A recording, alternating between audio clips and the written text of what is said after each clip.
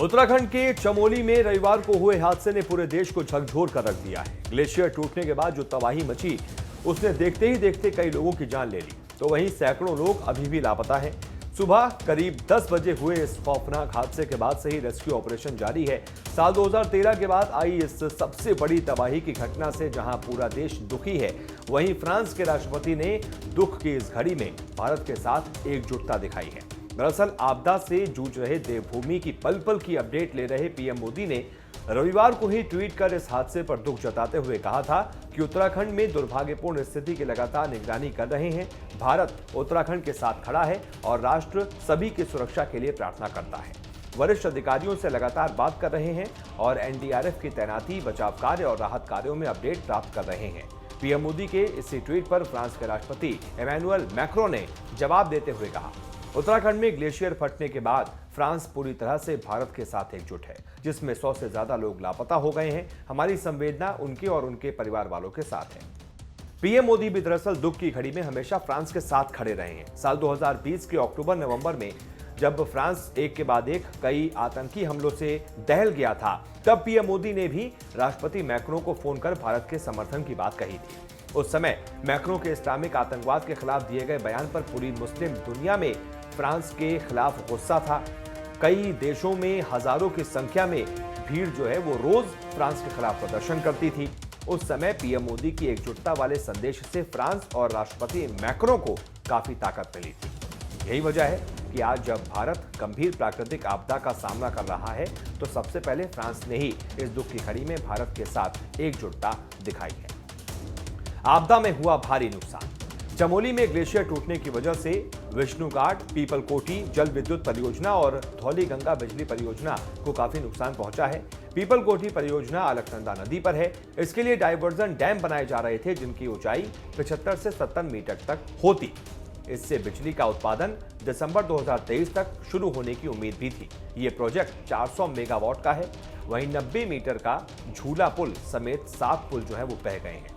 इस आपदा से 4000 करोड़ रुपए से ज्यादा के नुकसान का अनुमान है। तपोवन विष्णुघाट परियोजना में 2978 करोड़, जबकि ऋषिगंगा परियोजना में 40 करोड़ के नुकसान का अनुमान लगाया जा रहा है। इसके अलावा करीब 1000 करोड़ के अन्य नुकसान का अनुमान है। इस हादसे पर पीएम मोदी और गृह मंत्री अमित शाह ने क्या कुछ कहा, आइए आपको सुनाते हैं। साथियों, आज जब मैं असम के टी वर्कर की बात कर रहा हूं, तो मैं इन दिनों देश के खिलाफ चल रहे षड्यंत्रों की भी बात करना चाहता हूं। आज देश को बदनाम करने के लिए साजिश रचने वाले इस स्तर तक पहुंच गए हैं कि भारत की चाय को भी नहीं छोड़ रहे। आपने खबरों में सुना होगा, ये साजिश करने वाले कह रहे हैं कि भारत की चाय की छवि को बदनाम करना है। योजनाबद्ध तरीके से भारत की चाय की छवि को दुनिया भर में बदनाम करना है। कुछ दस्तावेज सामने आए हैं जिनसे खुलासा होता है कि विदेश में बैठी कुछ ताकतें चाय के साथ भारत की जो पहचान जुड़ी है, उस पर हमला करने की फिराक में है। क्या आपको ये हमला मंजूर है? आपको ये हमला मंजूर है? इस हमले के बाद चुप रहने वाले लोग मंजूर है आपको? हमले करने वालों की तारीफ करने वाले मंजूर है क्या आपको? हर किसी को जवाब देना पड़ेगा जिन्होंने हिंदुस्तान की चाय को बदनाम करने का बीड़ा उठाया है। और उनके लिए यहां जो चुप बैठे हैं, ये सभी राजनीतिक दलों को हर चाय बागान जवाब मांगेगा। हिंदुस्तान की चाय पीने वाला हर इंसान जवाब मांगेगा।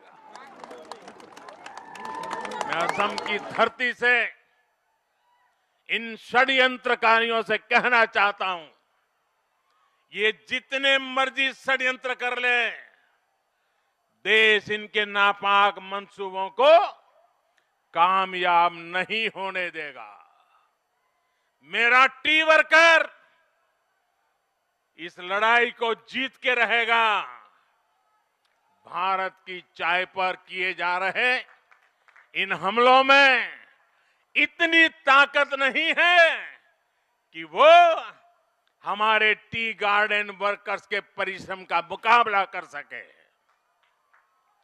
देश इसी तरह विकास और प्रगति के रास्ते पर बढ़ता रहेगा।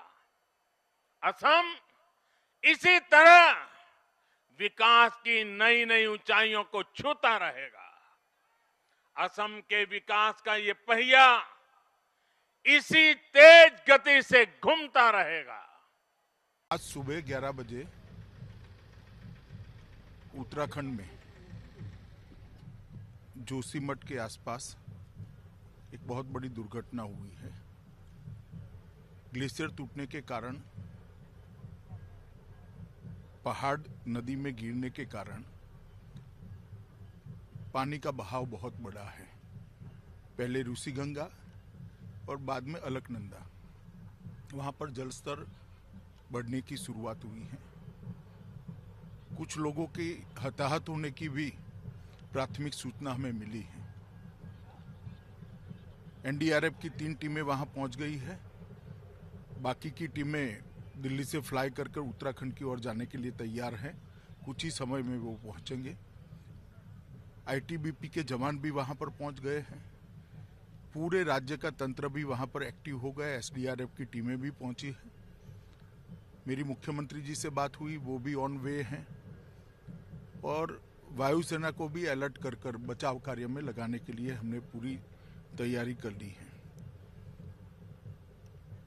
मैं उत्तराखंड की सभी निवासियों को आश्वस्त करना चाहता हूं कि नरेंद्र मोदी सरकार इस संकट की घड़ी में उत्तराखंड के साथ खड़ी है और हर संभव मदद देकर इस संकट से जल्दी उत्तराखंड बाहर आए और आम जनजीवन पहले की तरह शुरू हो जाए। इस दिशा में हमारे प्रयास है।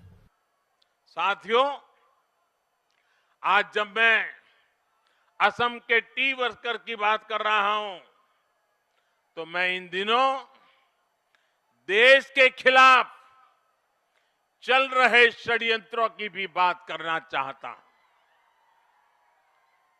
आज देश को बदनाम करने के लिए साजिश रचने वाले इस स्तर तक पहुंच गए हैं कि भारत की चाय को भी नहीं छोड़ रहे।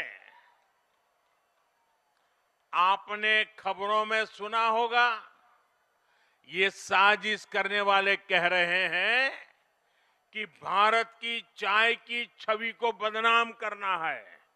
योजनाबद्ध तरीके से भारत की चाय की छवि को दुनिया भर में बदनाम करना है। कुछ दस्तावेज सामने आए हैं जिनसे खुलासा होता है कि विदेश में बैठी कुछ ताकतें चाय के साथ भारत की जो पहचान जुड़ी है उस पर हमला करने की फिराक में है।